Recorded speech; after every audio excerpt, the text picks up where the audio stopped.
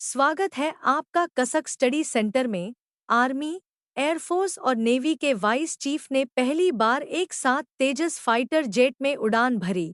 तेजस हल्का होने की वजह से काफी कारगर लड़ाकू विमान साबित होता है।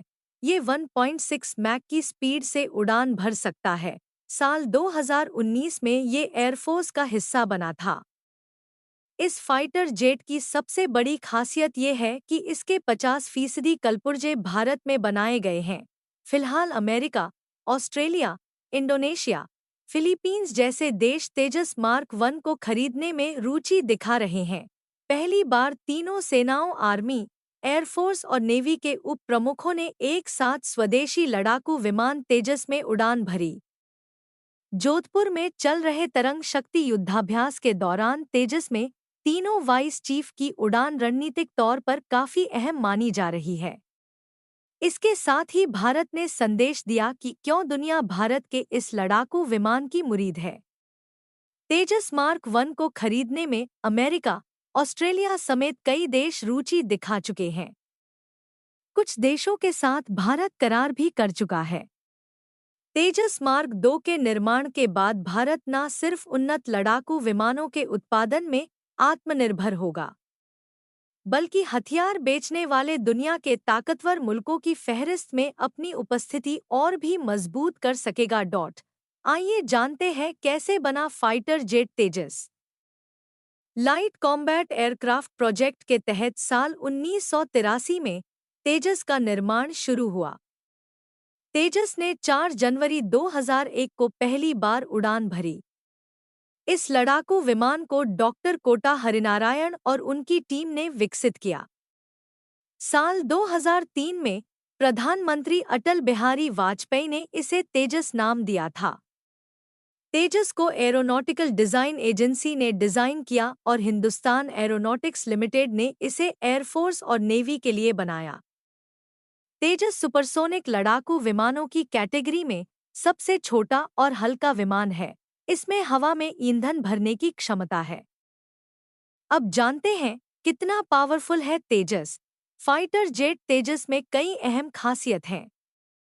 तेजस में digital fly by wire flight control computer (DFCC) लगाया गया है। इसका मतलब है कि ये कंप्यूटर विमान को उड़ाते समय पायलट के मुताबिक संतुलित रखता है। तेजस ध्वनि की गति यानी मैक 1.6 से लेकर 1.8 तक की तेजी से उड़ान भरने में सक्षम है।